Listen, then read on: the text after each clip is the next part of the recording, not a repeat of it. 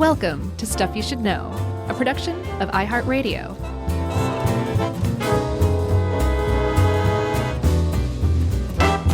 Hey, and welcome to the podcast. I'm Josh, and there's Chuck and Jerry's here too. And this is Stuff You Should Know.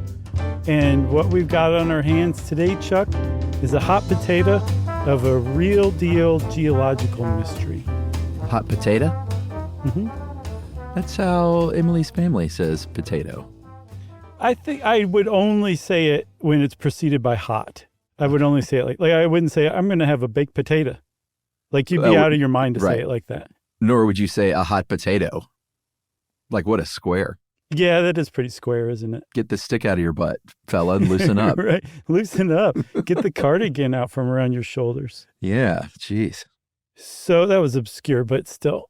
So like I said, this is a mystery today. And just to give a brief brushstroke overview with the widest brush, real lot of space in between bristles, just barely any paint on it. That kind of overview. Oh, wow. What we're talking about is something called the Younger Dryas, which is a pretty terrible name for this if you want to be catchy, right? Yeah. I mean, okay. I think a lot of people will probably say WTF.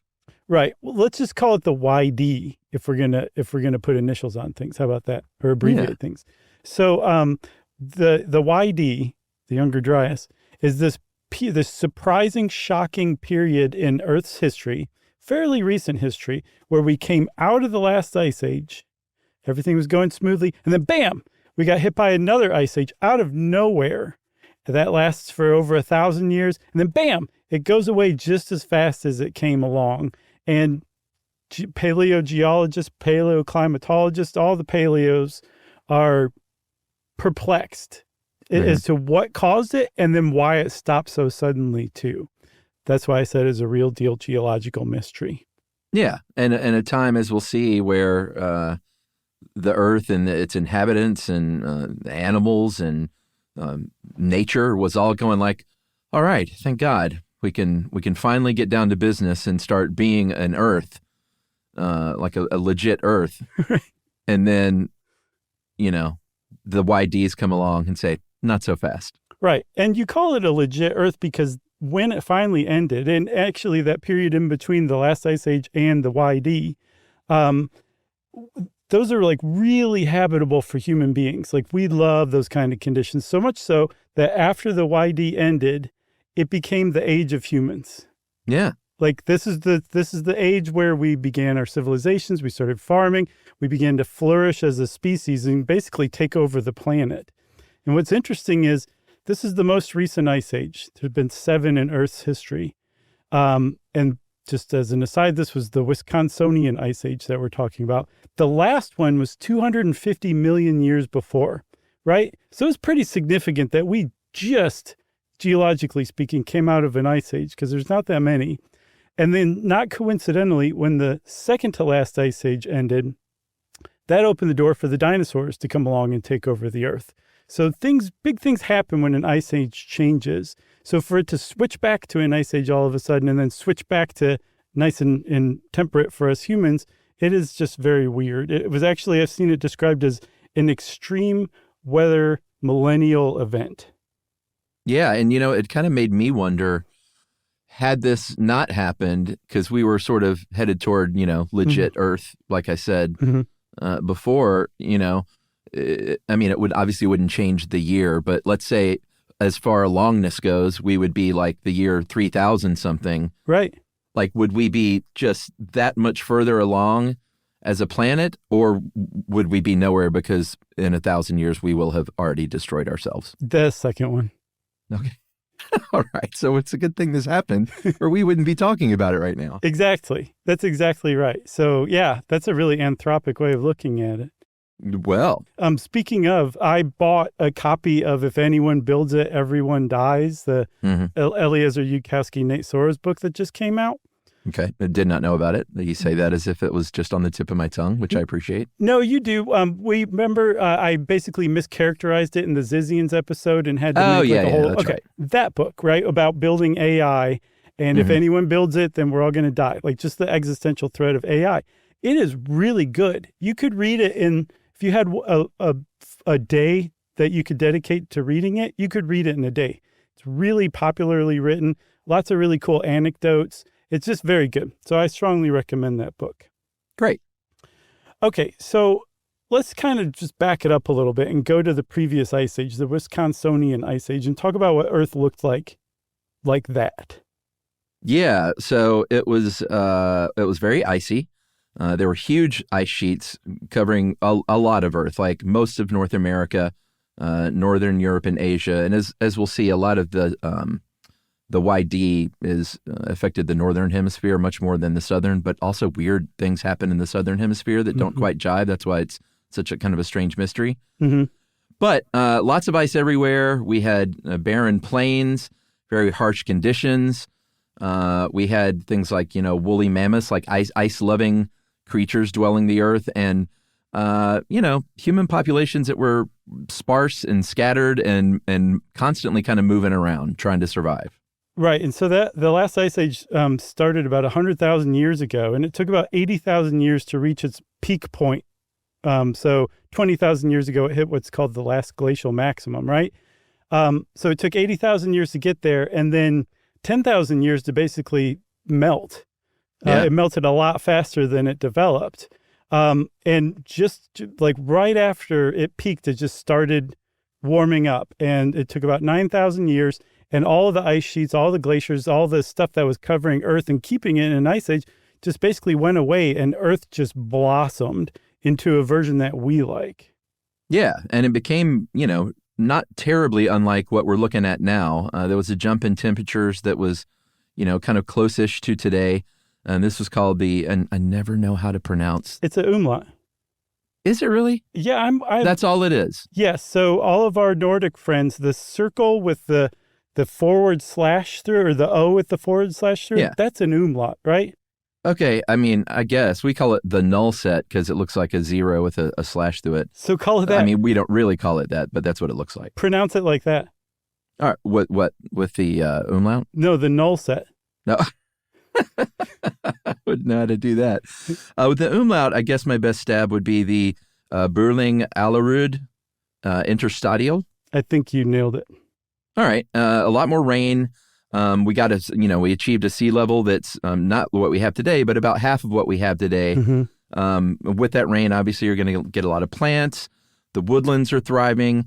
Animals are forest dwelling and walking alongside things like cave bears and woolly mammoths. Mm-hmm. And things are going pretty good. We have Homo sapiens at this point are the only humans that are around at this point. And they're loving life, man. They're saying, all right, we can travel a little bit more. And as we'll see, kind of stick their toe in settling here and there. Yeah, this was actually right before this was the point when people from Eurasia migrated into North America. So this was the point where they were cut off. They couldn't go back. There was no going back. They were in North and South America now because the Bering Land Bridge was covered up by those rising sea levels, which turned it into the Bering Sea. And this time, so remember, we're talking about this little period after the end of the Ice Age, before the YD comes along, where everything seems to be going smoothly for humans. This is where we started taking our first stabs at agriculture. Yeah. We're just like, let's try something new. We just came out of an ice age. Let's just get as funky as we can with it. And we're going to basically take some of that energy and that time that we dedicate to hunting and gathering and put it into farming. I just made that word up, but let's call it that from now on. They're like, what is farming? And they're like, you're doing it right now, buddy. I see you over there picking weeds. Exactly. And tending to those wild plants. And that's basically the, kind of, I guess, the argument for the beginning of agriculture, at least, right? Yeah, where we basically said, that's a good looking plant. Let's just try to make that one grow as well as we can. That's right. So things are going along swimmingly. People are not moving around as much. They enjoy sitting for the first time and things like that. And then all of a sudden, the YD comes along and the glacial conditions return in the broad sense, in a very quick way. I mean, how long did it take? The whole thing was like 1,000 years, but we reached kind of close to that last glacial maximum in about 500 years. Yeah, I think by 100 years it was really like in full swing, and then 500 years is basically like the ice age is back. I wonder if they were like, "Hey, does anyone think it's getting colder?" Right.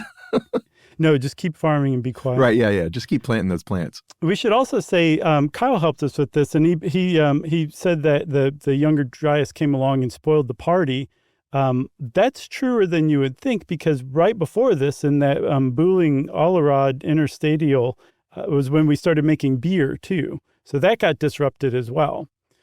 We'd be so much drunker today. So another reason we would have wiped ourselves out in just true. one global bar fight, basically. Yeah. So this kicks off 1,300 years of really, really cold weather, and then all of a sudden it just stops, and it comes along. It like happened starting about 100 years, 500 years into it. It was really basically back to ice age conditions in a lot of places. But when it stopped, it swung back to nice and humid even faster. And there's actual ice cores from Greenland that show that Greenland, in 10 years, the average temperature increased by 18 degrees Fahrenheit, 10 degrees Celsius. That is insane. And for comparison, so the global warming that's going on today that scientists are quite concerned about, and thinking people as well, that's a rise of 2 degrees Fahrenheit, not 18 degrees Fahrenheit, 2 degrees Fahrenheit in about 20 decades. We're talking about 18-degree rise in 1 decade. That's how fast this thing warmed up. Yeah, that's super quick. And again, whenever you talk about this kind of stuff, you got to zoom out and look at it from a sort of macro point of view. Mm-hmm. But yeah, that's super fast and got super hot. And also super cold previously during the YDs, which was named, by the way, after a flower, the Dryas octapetala. Yeah, nailed it. And the odd thing about this flower and why they named the YDs after it is that it thrives in cold Arctic regions. It's one of these flowers that loves the ice, kind of the mountains of Scandinavia. Mm-hmm. And in the late 1800s, like the 1870s, Swedish scientists were studying clay deposits that they discovered this flower. And they were like, this flower shouldn't be here between these layers of clay. It was deposited by melting glaciers, but none of that makes any sense. No, because you've got clay from melting glaciers above it and clay from melting glaciers below this flower, and this flower thrives in temperatures where the glaciers are not melting at all. So it was a huge mystery. And then what made it even more mysterious is that it was confirmed by other clay deposits elsewhere in Scandinavia. So there was definitely something weird going on. And they named it Younger Dryas because there actually had been an older Dryas before that was not nearly as much of a bizarre freak as the Younger Dryas was. That's right. So we got the OD, we got the YD. Mm-hmm. Should we take a break? Yeah, that sounds like a pretty good time for a break, yay? Yeah, yay. All right. We'll be right back. Chuck and Josh. Stuff you should know.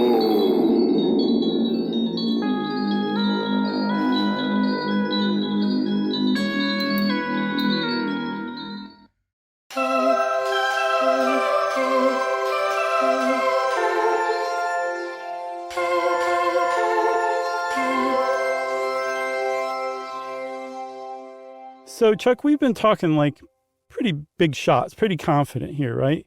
Yeah, a couple of tough guys. Exactly. And the reason why we're doing that is because of ice core samples, a lot from Greenland, also from Antarctica, and sedimentation from high-altitude European lakes. That's why we're talking so tough right now.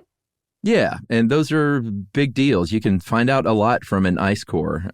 You can find out basically what it accumulated there, like stuff that the wind blew in there from other places. They've got these little bubbles in that ice, and you can trace gases even that were present back then and compare to other parts of the world at that time. And we have these gases here. We have this sediment here. Mm-hmm. We have a distinct lack of pollen for this period here, which means probably a lot of plant life was killed off and stuff like that. Mm-hmm. And then the lake stuff is super valuable too, right? Yeah, because constantly sediment is accumulating at the bottom of a lake, and very similar stuff's getting trapped down there, like air bubbles, soot, pollen, all that stuff. And it just gets deposited year after year. And you can actually date that stuff. You can take a sample of the lake bottom and date that, and then see what was going on around the lake at that time too. And lakes are advantageous because they're all over the world. Ice shelves and glaciers are not all over the world. So you're limited from where you can take ice cores. And then also lakes can last like thousands of years. Whereas if you're reading tree rings, you're reading maybe decades, maybe a century or two worth. A lake, it's going to give you way more than that. So it's pretty clever the way that they can take this stuff, not only figure out when this sediment deposit or this ice deposit was put down, but also what like a lack of pollen or what type of pollen means for like the world at large at the time. I just think that's pretty cool that humans are able to do that. And they don't seem to just be making this up. You know, a very niche, nerdy stuff you should know t-shirt could just be lake bottom greater than symbol tree ring. That's a super nerdy. I think that would actually offset the be dumb and happy one that you got generated. I think so. But just, you know, you walk around like Comic-Con and somebody will say, I know exactly what you're doing, buddy. Mm-hmm. And they'll just silently walk past you and give you the high five and the low five without stopping. Right. But it'll be a sort of a nerdy, they'll miss the high five. It won't be quite right. Right. They'll try and fist bump you when you put up your hand or something. Or they lock fingers with you on the low five, and you guys keep trying to go in different directions. That's got to be the worst. I thought the fist bump and the hand together was the worst, but that's pretty when bad. You high five and someone holds on and locks fingers, then not what you're after. It's so weird. Oh goodness. I don't know why I think of Oprah Winfrey when has she ever done that? I think she likes to raise people's hands like they just won a boxing match or something. All right, so we're settling into the YD. I mentioned earlier that the northern hemisphere was the one that was really affected the most, especially around the North Atlantic. The southern hemisphere, we'll talk about some weird abnormalities there as well. But these ice sheets advanced across the Arctic Sea just like they did during the old LGM, the last glacial maximum. Mm-hmm. Is it glacial or glacial? Oh, I don't know. Depends on whether you say potato or patata. Yeah, I guess so. The Rockies here and would later be the United States expanded. The Alps expanded. They found very weird things like penguin-like creatures in southern Italy. Like things were getting really out of whack again, and everyone back then was like, WTF. Yeah, and the like even if you weren't living in an iced over area, basically due south of that was tundra. Like so, Western Europe, which is nice and verdant and lush right now, was tundra at the time. You got grasses, maybe a fox or two if you're lucky and you're bored just looking around, because it's not the most pleasant landscape to look at. Yeah. And remember, humans are running around at this time. I think we shrunk tremendously as a population down to maybe the highest estimate I saw was around 10 million people across the entire planet at this time. That sounds nice, actually. Yeah, kind of. Talk about elbow room. But all the plants and animals that had started to thrive in the middle, in between the Ice Age and the YD, they died back. And all the animals and plants that had died back during that interstitial period, they came roaring back, and they were like, we love the YD. We're happy again. Yeah, for sure. I mentioned the pollen retreating, being evidence of the tree cover going away, and they found evidence of that in ice core once again. This is in the Hulu cave in China, and it showed a drastic reduction in tree pollen, which basically you can infer that a lot of trees died out during this icy period. Right, and from that you can also infer that there was probably less rain because trees help generate clouds, and they also help keep the planet warm. It was obviously a lot colder and a lot drier. That was the two characteristics of the YD. And then, like you said, the southern hemisphere experienced something radically different, right? So remember, northern Europe is covered in ice again. It's tundra right below that. And then if you go down to Antarctica, they basically hand you like a lei and a Hawaiian shirt and like a Mai Tai. Yeah, it's so crazy. When I was going through this stuff, that to me was like the big reveal. I mean, I'm a big dummy when it comes to this stuff, so I just figured that would have been even colder and even worse. But temperatures actually rose in the southern hemisphere, and a lot of the southern hemisphere became warmer and wetter, and the sea surface temperatures increased in the Caribbean and the tropical Pacific, and the mountains of New Zealand saw warmer conditions. So it was like everything was kind of upside down all of a sudden. Yeah, but you also mentioned earlier that it didn't happen. There were weird pockets here there, which also goes to underscore how bizarre the Younger Dryas was. Like there's a basin around Venezuela, and it actually had temperatures drop. So this is the southern hemisphere, right? It saw a temperature drop of 3 degrees Celsius, 5.5 degrees Fahrenheit. And every time I see something like that, I'm like, so? Like, that's not that big of a deal. Right. It turns out it is a really big deal, even though to you, an average winter temperature of 55 going down to 50 doesn't sound all that bad. But climatologically speaking, any change in temperature, even by 0.5 degrees, has really huge weather consequences over, say, the course of a year. So in this case, dropping by 3 degrees Celsius or 5.5 degrees Fahrenheit, it might not have seen that much temperature-wise over an average winter, but it also opened up the door for way more freak weather. So they might have gone from like no blizzards whatsoever, maybe 1 blizzard a year, to 3 blizzards a year. And that definitely impacts local conditions and the life there. So it makes a really big difference even when you see little changes to average temperatures. Yeah, for sure. There were likely some animal extinctions happening. You mentioned the amount of humans, which was at probably at an all-time high at this point, started going back lower and lower.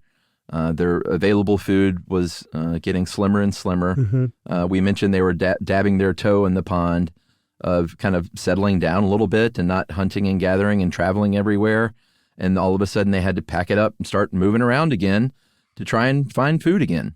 Yeah, and there's the evidence that the human population contracted, meaning there was a lot of die-off.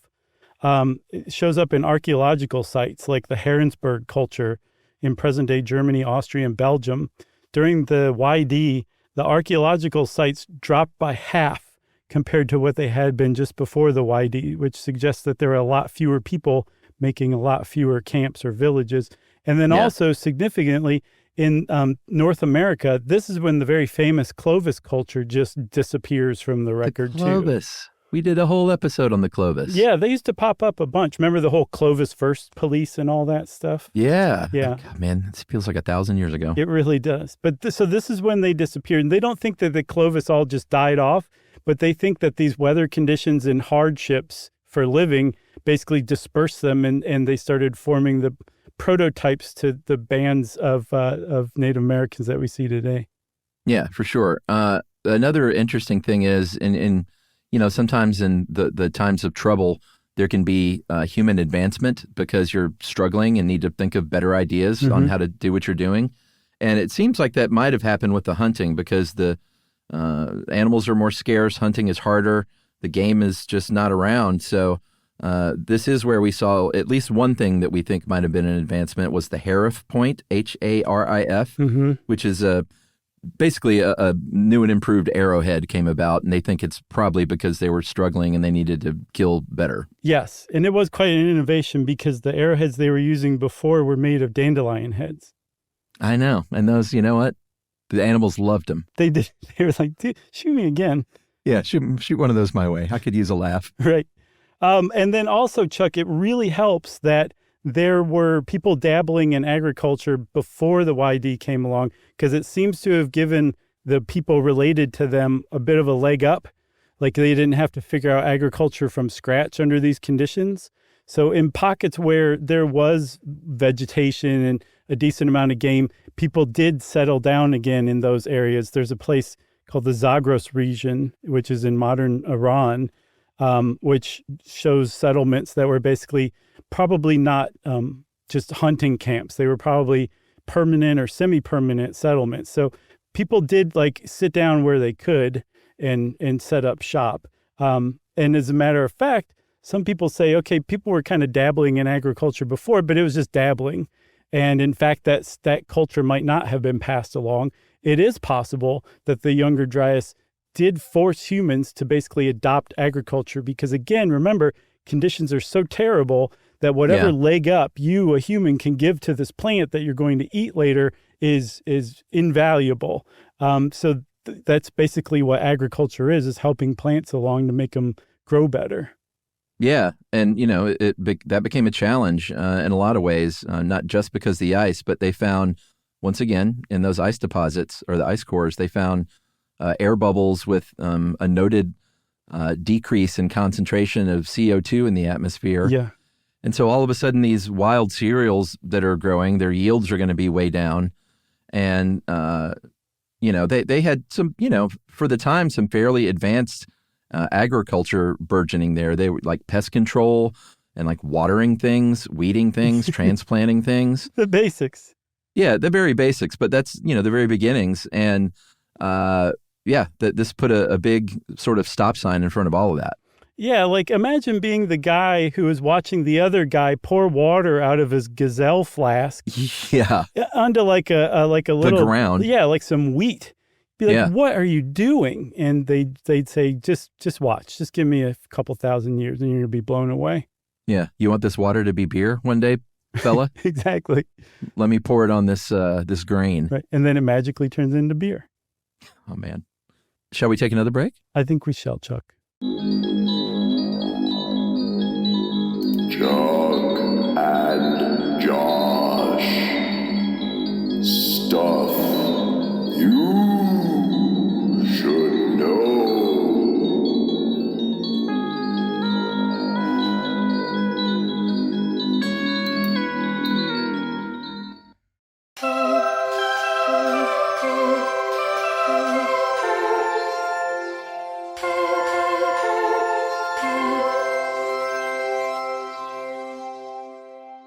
All right, we should talk a second about something called solar insolation, not insolation, insolation with an O. And this is how much solar warmth reaches the Earth's upper atmosphere. And the basic pattern of, warming the globe is driven by this. And the younger Dryas is definitely like this weird, exceptional pocket that stands out.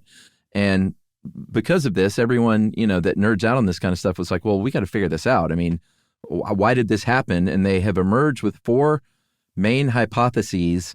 The one that has the most traction we're going to start with is the meltwater interrupting thermohaline circulation. And that sounds very sort of like sciencey and nerdy and like, guys, I hope you explain this, but it's really very simple. It is. It's that a bunch of water disturbed the cycle of the warming cycle of the ocean very, very quickly. Yeah, specifically in the North Atlantic, which has this thing that you mentioned, the thermohaline circulation, which is where warm water, warmed by surface air on top of the ocean, falls down into the deep water. And as it does it, it displaces the cold water, which comes up to the top and gets warmed itself. Then it sinks and the cycle just keeps going on, right? And this is how warmth is delivered to the northern hemisphere, right? It moves northward. So the warmer seawater is always moving toward the north. So it's delivering warmth. And at the same time, that cold water upwells in the southern hemisphere. So it delivers cold to the southern hemisphere, which is why under normal conditions with the thermohaline circulation, the Antarctica is cold and comparatively speaking, the northern hemisphere is warmer. That's right. All right. So park that in your brain and then understand that North America at the time had this huge 700-mile by 200-mile lake called Lake Agassiz, I guess. Sure. Agassiz, if you're an Andre Agassi fan. It developed as the Laurentide ice sheet and extended down to the Great Plains and blocked the Great Lakes. And all the rivers that were flowing there backed up and it formed this big natural reservoir that was 700 by 200 miles big. And this theory holds, the meltwater theory holds, that as that last glacial maximum warmed things up, that ice sheet retreated, the block passage to those Great Lakes opened up, and all of a sudden billions and billions of gallons of fresh water make its way down to the North Atlantic. They think a similar sort of thing happened in the Nordic region. But you're like, all right, so that makes sense. But was this water like super cold or something?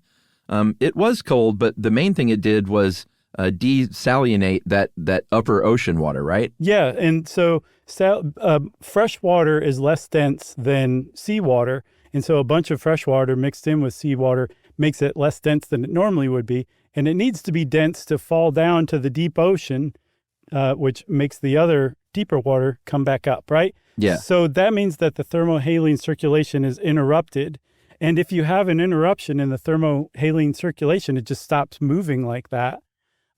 You would expect to see the northern hemisphere get cold because there's warmth is not being delivered there any longer.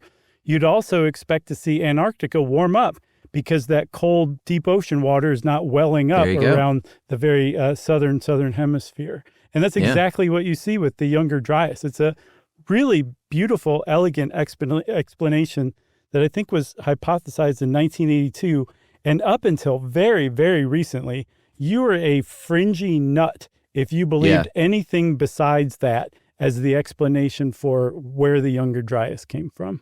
Yeah. I mean, it makes sense to me, but that's why I love science is people keep poking around and the fringe nut maybe one day is proven somewhat right. And that, well, I still think that the meltwater is probably the reason why, but one of the other hypotheses is the impact hypothesis. And that is, like you said, was pretty controversial until more recently. It has gained a little bit of traction because some things do kind of add up. But the idea here is that a meteorite or a comet or something impacted the Earth, maybe an airburst even, and that released a thermal pulse that kind of set the world on fire almost, like all these massive wildfires across all the continents. The air is filled with soot. It's blocking sunlight. And in fact, there's so much soot, there's atmospheric dust such that you reduce solar radiation, and all of a sudden you have what's called an impact winter, or kind of like the idea of a nuclear winter. Yeah, basically the same exact result, but just it was different things that got us there, right? So there's evidence for this that most people point to as like, this is pretty good evidence. There's something called a black mat, which is a layer of carbon matter that seems to be a soot deposit that you find all over North America and in parts of Europe. And all that suggests that there were wildfires going on different continents at the same time, which would suggest like some sort of massive comet or meteorite bursting and setting off this thermal pulse. So the fact that those things coincide on two different continents with the onset of the younger Dryas has definitely made the impact hypothesis much more popular than it was before. One thing detracting from it that probably makes some legitimate scientists wary of embracing it publicly right now is the writer and science contrarian Graham Hancock latched on to the impact hypothesis because he has this theory, I guess you could call it that there was an ancient apocalypse around the time that the younger Dryas happened that wiped out massively advanced civilizations that we don't even know it really existed and reset humanity. And then we had to rebuild from there. There's not a lot of evidence, if any, for this stuff. It's really, really fascinating.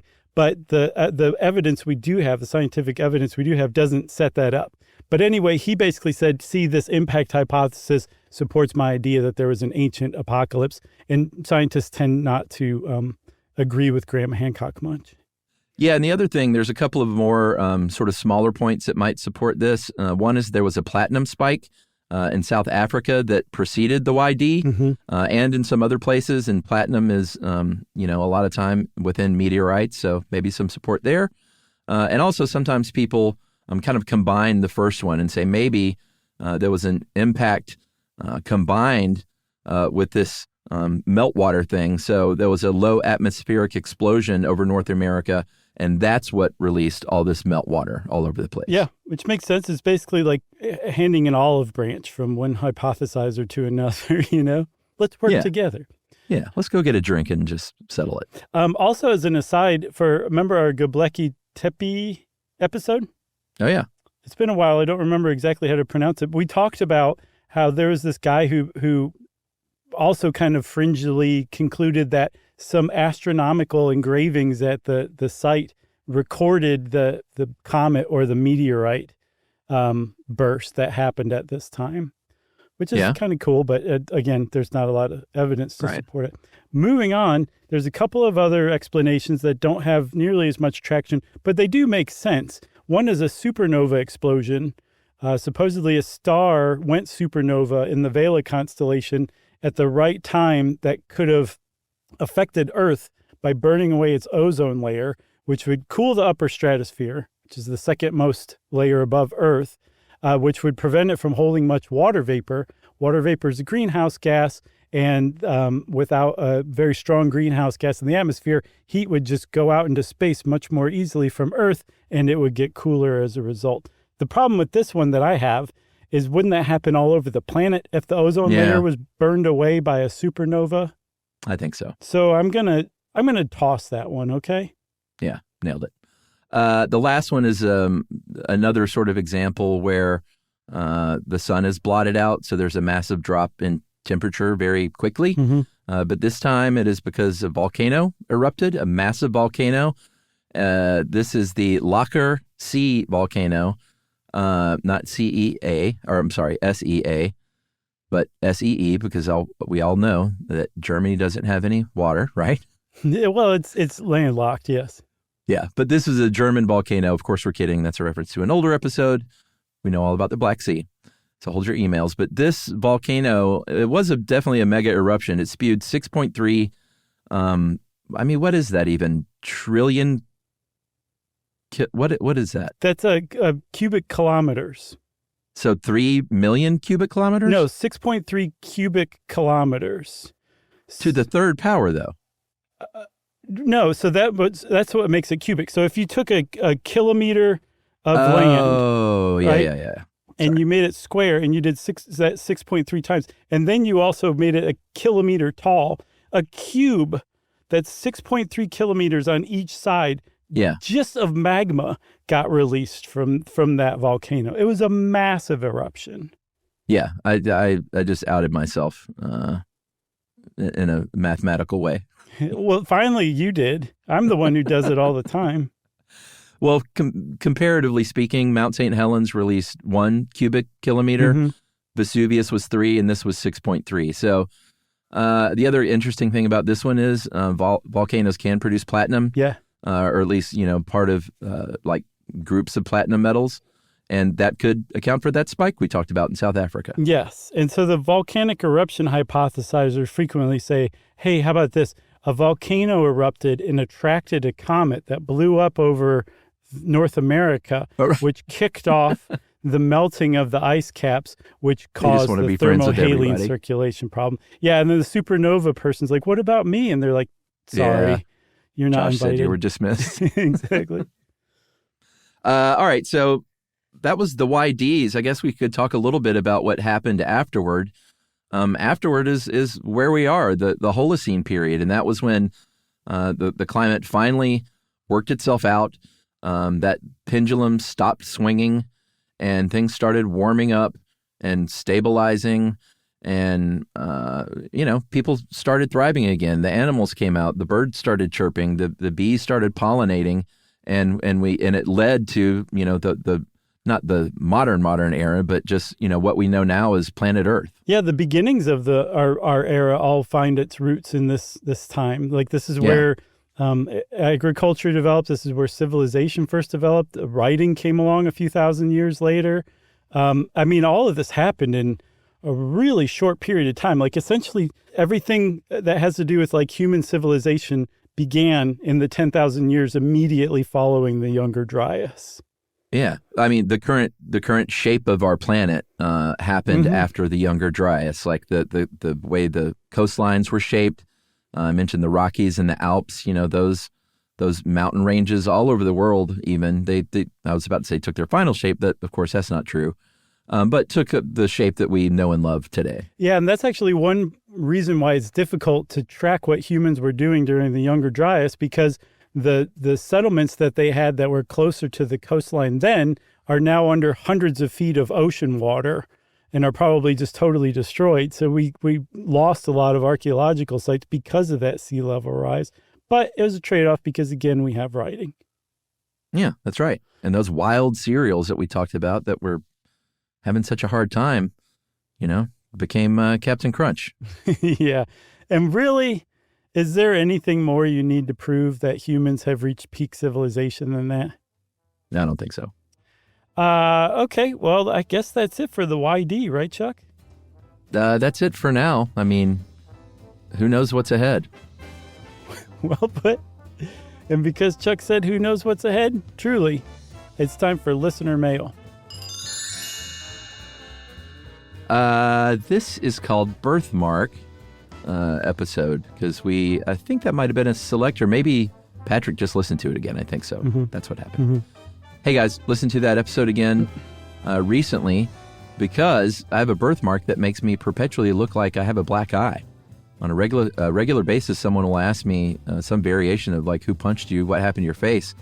I used to enjoy giving a clever story as a way to mess with them, like getting kicked out of a nightclub or squaring off with a bear, but I started to feel bad for lying even to my friends, even if only for a minute. So now I usually just take the boring route and explain that it's a birthmark. It's just subtle enough that friends can go years without noticing it even. Wow. But once it's brought to their attention, they can't unsee it. Many don't believe me when I tell them it's just a birthmark, and they think I'm trying to cover something up. My mom even told me that she was interrogated when I was a child by doctors. Oh, wow. And would get dirty looks from other parents when they noticed the mark on my face, and I feel bad that her experience of my birthmark has never been as fun as mine.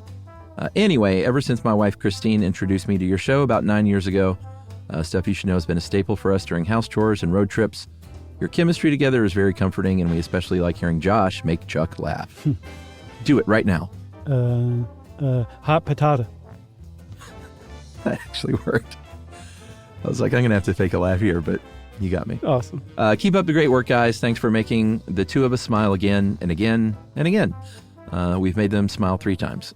All the best from Troutdale, Oregon. That is Patrick Burton. Awesome, Patrick. Thank you for that. Patrick and his wife, Christine, right? Yep. So thanks to you both. And Patrick, I have to say, if you're going to have a birthmark that's not in the shape of Abraham Lincoln, the place that you have it is about as cool as it can be. Agreed. If you want to be like Patrick and Christine and let us know how long you've been listening to us and what you think, hopefully it's generally positive, you can send us an email too. Send it off to stuffpodcast@iheartradio.com. Stuff You Should Know is a production of iHeartRadio. For more podcasts from iHeartRadio, visit the iHeartRadio app, Apple Podcasts, or wherever you listen to your favorite shows.